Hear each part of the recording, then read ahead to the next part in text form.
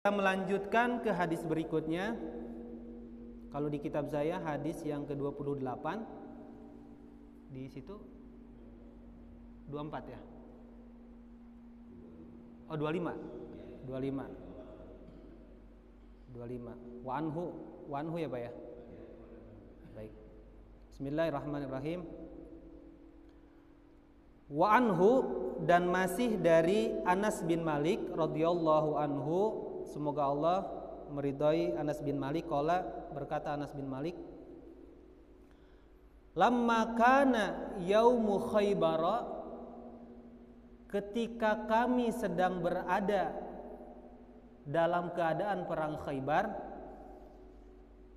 amara Rasulullah sallallahu alaihi wasallam Aba Talhata, Rasulullah sallallahu alaihi wasallam memerintahkan kepada Abu Talhah, untuk mengumumkan suatu pengumuman. Fakhotoba, maka Abu Talhah mengumumkan sesuai dengan instruksi dari Nabi Shallallahu Alaihi Wasallam. Pengumumannya adalah Innallaha wa rasulahu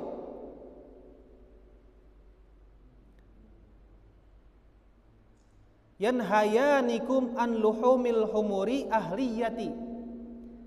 Sesungguhnya Allah Subhanahu wa taala dan Rasulnya telah melarang kalian semua untuk memakan daging. Himar itu adalah keledai. Ahliyati itu adalah keledai yang jinak. Fa innaha rijsun, karena sesungguhnya daging keledai yang jinak ini kotor. Muttafaqun alaih. Baik, sedikit-sedikit kita coba perhatikan dari hadisnya. Khaybar adalah sebuah tempat yang kira-kira jaraknya 160 km dari Madinah, sebelah utara. Berarti kalau utara itu kira-kira ngetan gitu ya. Ngidul, sebelah utara Madinah. 160 km jaraknya dari Madinah. Jadi itu adalah tempat hunian orang-orang Yahudi.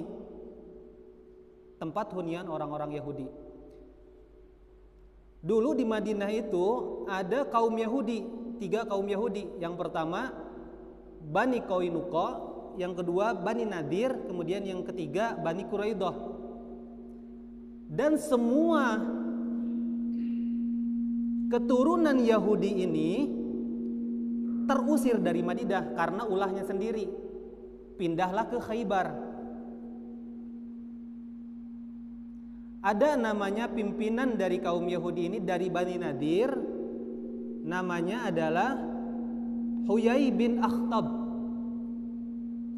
Huyai bin Akhtab ini adalah dia orang yang tersakiti istilahnya karena diusir dari Madinah. Maka dari itu Huyai bin Akhtab merencanakan untuk menyerang Madinah. Tetapi perencanaan untuk menyerang Madinah ini oleh Rasulullah Shallallahu Alaihi Wasallam terdeteksi.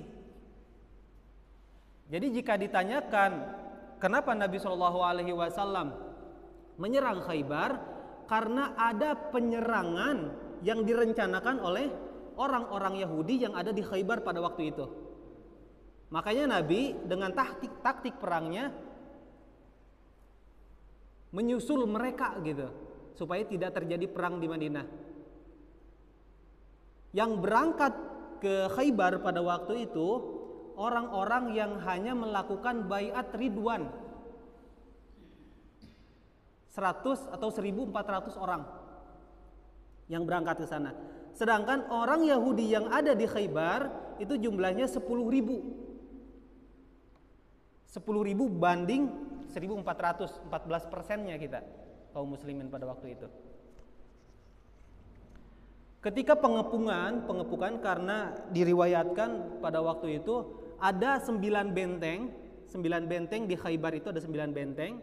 Nah, ketika pengepungan benteng pertama itu sekitar ada 2 minggu, 2 pekan, bahwa saking kelaparannya para sahabat itu kira-kira tidak ada lagi yang dimakan kecuali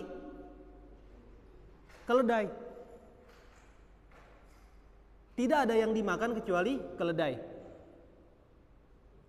Ada yang melaporkan kepada baginda Nabi, "Ya Rasulullah, keledai sudah banyak dikonsumsi." Tetapi Nabi tidak menjawab. Kemudian hari berikutnya para sahabat masih menyembelih keledai dan dimakan. Oleh sahabat dilaporkan lagi, "Ya Rasulullah, keledai sudah banyak dimakan oleh para sahabat. Bagaimana ini? Nanti lama-lama bisa musnah." Kedua. Kemudian ketiga kalinya masih sahabat itu memasak daging keledai. Dan laporan yang ketiga kalinya baru Nabi SAW memerintahkan kepada salah satu sahabat yang namanya Abu Thalhah. Abu Thalhah, tolong umumkan kepada para sahabat bahwa daging keledai itu haram.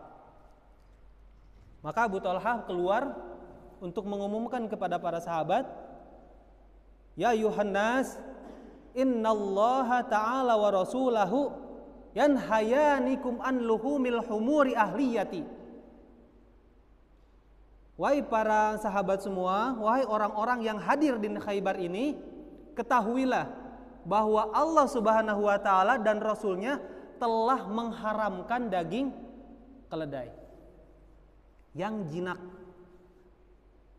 Artinya keledai yang jinak ini adalah keledai yang bisa ditunggangi, model kuda lah gitu, masih bisa dipakai untuk mengangkut barang-barang. Coba bayangkan, ini adalah titik di mana para sahabat itu diuji oleh Allah Subhanahu wa taala. 2 minggu tidak ada makanan apapun kecuali keledai itu yang bisa dikonsumsi. Tapi pada titik kelaparan ini dan daging keledai sudah dimasak, sudah ada di kuali-kuali, tinggal siap makan, Rasulullah SAW malah melarang untuk memakan daging keledai. Pikiran kita, jika kita ada dalam posisi seperti itu, kenapa ya Rasulullah tidak dari kemarin aja, atau tidak dari tadi saja, ketika keledai ini belum dimasak. Tapi keledai sudah dimasak, sudah siap kita menyantapnya, malah kami dilarang untuk memakannya. Itu adalah titik tertinggi para sahabat diuji keimanannya oleh Allah Subhanahu wa taala. Coba bayangkan. Tidak ada makanan selain daripada keledai itu. Bahwa diceritakan kalau kita baca sejarah Khaybar itu luar biasa, Pak. Jadi ada 3 Allah Subhanahu wa taala menguji kekuatan iman para sahabat. Yang pertama adalah ketika mereka sedang lapar dan ingin menyerang musuh, makanan yang satu-satunya mereka bisa makan diharamkan oleh Allah. Yang kedua, pada sebelum-sebelumnya itu ada hukum nikah mut'ah. Kalau bahasa kitanya nikah kontrak. Nikah kontrak maksudnya nikah kontrak nggak kayak di kita ya Pak ya. Tentu sistemnya sistem Islam waktu itu. Ada saksi, ada wali, sesuai syarat rukunnya. Tapi pada waktu itu nikah kontrak diharamkan. Bayangkan 40 hari atau kira-kira 2 bulan mereka itu ada penyerangan ke daerah Khaybar. Tapi Allah Subhanahu wa taala menghapus yang tadinya dihalalkan nikah mut'ah menjadi haram. Itu ujian kedua. Ujian ketiga adalah ketika mereka sudah memenangkan peperangan, harta rampasan itu oleh Nabi Shallallahu Alaihi Wasallam tidak boleh dibawa oleh masing-masing. Misalkan dia dapat apa dibawa pulang enggak, tapi dikumpulkan dulu oleh para sahabat pada waktu itu, dikumpulkan dan dibagikan secara rata oleh Nabi Shallallahu Alaihi Wasallam. Pada perang-perang sebelumnya, misalkan saya membunuh kafir itu punya apa, yaitu milik saya. Nah, pada perang Khaybar tidak seperti itu. Jadi dikumpulkan dulu si ghanimah itu di satu tempat, Nabi SAW membagikan rata kepada mereka. Jadi ujiannya luar biasa, ujian perut, ujian biologis, dan ujian harta.